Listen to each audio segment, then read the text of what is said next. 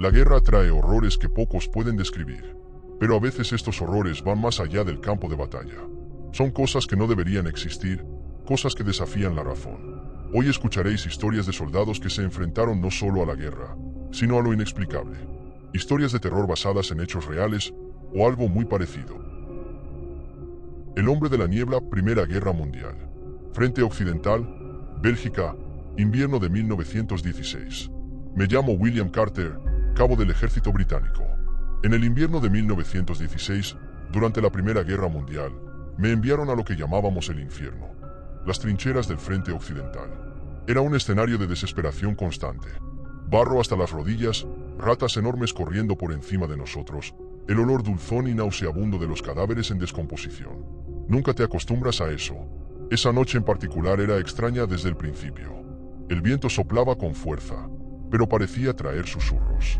El cielo estaba oscuro, sin estrellas, y una espesa niebla comenzó a formarse. Los hombres a mi lado estaban inquietos, pero nadie decía nada. El silencio era tan denso que cada respiración parecía un grito. De repente, escuchamos pasos. Lentos, arrastrados.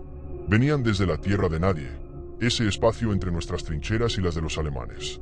Un lugar donde nadie, absolutamente nadie, se atrevía a pisar. Apunté mi linterna hacia el lugar de donde provenían los pasos, y fue entonces cuando lo vi por primera vez. Era un hombre, o algo que se parecía a uno. Vestía un uniforme británico, pero estaba empapado de barro y sangre. Su rostro... Dios, su rostro.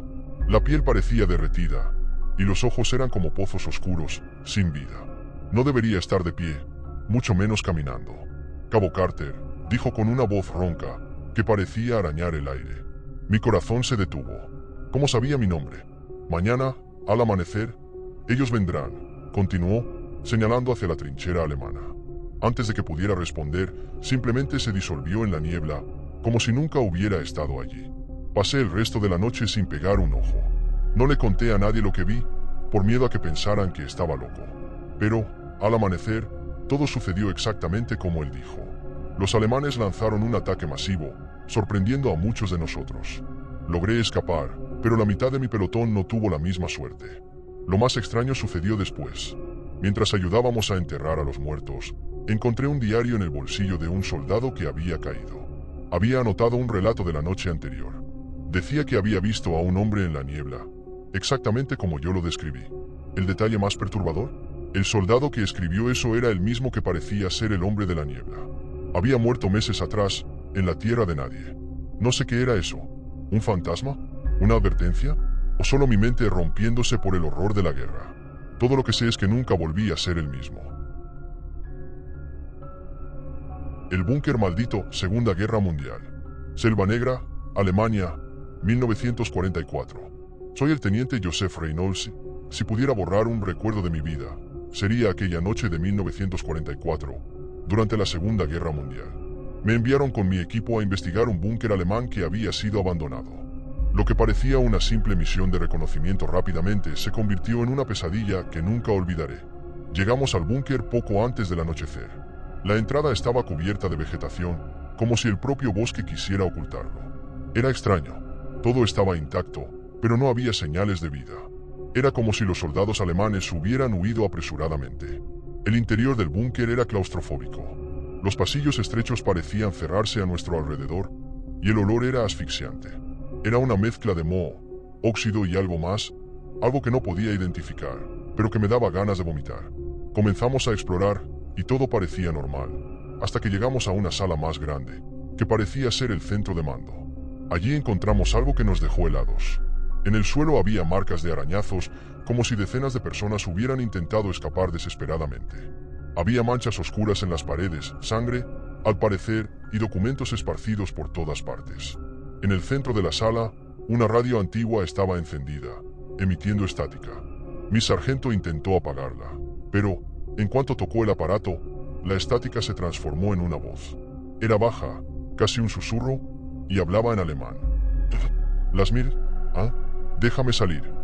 El sargento dio un salto hacia atrás, y todos quedamos en silencio. De repente, la puerta por la que habíamos entrado se cerró de golpe. Juro que escuché el sonido de algo o alguien moviéndose por los pasillos. Sacamos nuestras armas y empezamos a gritar. pero la única respuesta fue el sonido de la radio, que ahora parecía estar riéndose. Una risa baja, gutural, que resonaba por todo el búnker. Cuando finalmente logramos salir, éramos 3 hombres menos. Nunca supe qué les pasó. Todo lo que sé es que, esa noche, vi algo en los pasillos. No era humano, era una sombra, algo retorcido, con ojos brillantes. Hasta el día de hoy, cuando cierro los ojos, puedo escuchar esa risa. Y rezo para nunca volver a escuchar algo así. El eco en el bosque, Segunda Guerra Mundial. Francia, 1944. Un grupo de soldados aliados en una misión de rescate en un bosque denso. Soy el cabo Thomas Grayson, del ejército de los Estados Unidos, y lo que voy a contar ocurrió en 1944 en algún lugar de un bosque en el interior de Francia. Nuestra misión era rescatar a una unidad que había desaparecido durante un ataque alemán. No habían dado señales en días, y la última transmisión indicaba que intentaban refugiarse en el bosque tras ser rodeados. Llegamos al lugar al anochecer.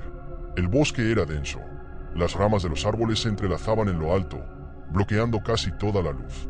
Parecía que el propio bosque estaba vivo, con los sonidos de hojas, pasos de pequeños animales y algo más, algo que no podía identificar. Caminamos durante horas, siguiendo las coordenadas de la última transmisión. Fue entonces cuando encontramos la primera señal. Una mochila desgarrada, con marcas de garras. No había sangre, ni señales de lucha. Solo ese extraño silencio que parecía pesar más con cada paso. Uno de mis hombres, el soldado Harris, señaló algo en el suelo. Era una radio, del mismo modelo usado por la unidad desaparecida. Estaba intacta, pero al encenderla, solo escuchábamos estática. Hasta que, de repente, surgió una voz. Era baja, casi un susurro, pero parecía estar rogando ayuda. ¿Nos están observando? Por favor, sáquenos de aquí. La voz se cortó abruptamente, y la radio volvió a emitir estática. El soldado Murphy, que estaba a mi lado, me miró con el rostro pálido. Cabo, esto no está bien. Deberíamos regresar. Pero tenía órdenes, y volver sin respuestas no era una opción. Seguimos avanzando, y entonces los encontramos. O al menos, lo que quedaba de ellos. 4 hombres, sentados alrededor de una fogata apagada. Estaban inmóviles, como estatuas, con los ojos abiertos de par en par y las bocas congeladas en expresiones de puro terror. Lo más extraño era que no había señales de heridas. Parecía que habían muerto de miedo. Mientras examinábamos los cuerpos, escuchamos algo. Pasos, al principio distantes, pero cada vez más cercanos. El bosque parecía amplificar el sonido, como si viniera de todas las direcciones.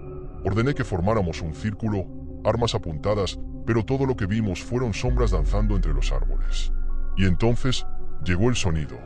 Un grito, o más bien un eco, como si algo estuviera imitando la voz humana, pero de una manera incorrecta. Sonaba familiar, pero al mismo tiempo distorsionado, como si fuera forzado por una garganta que no estaba hecha para hablar. Grayson, el sonido vino de detrás de mí. Me giré rápidamente, pero no había nadie. Cuando miré a mis hombres, noté que todos estaban paralizados, con los ojos fijos en algo frente a ellos. Seguí sus miradas y la vi, una figura. Era alta, delgada, y cubierta por algo que parecía ser una mezcla de piel y ramas. Sus ojos brillaban, y cuando dio un paso hacia adelante, sentí que mi cuerpo se congelaba. Era como si absorbiera el calor y la vida a su alrededor. La criatura extendió una mano, y fue entonces cuando escuchamos el grito.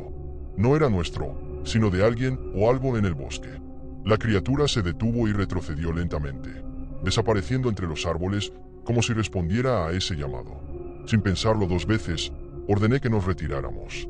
Corrimos como nunca, hasta que finalmente salimos del bosque. De los 8 hombres que comenzaron la misión, solo 5 salieron conmigo. Nunca supe qué era esa cosa, pero lo que más me atormenta es que, esa misma noche, escuchamos en la radio la transmisión de otro pelotón. Grayson, por favor, sáquenos de aquí. Todavía no sé si fue real, un truco de mi mente o algo más profundo, pero desde ese día, ese bosque nunca volvió a aparecer en los mapas. Si te gustó el contenido, suscríbete al canal, comenta y comparte.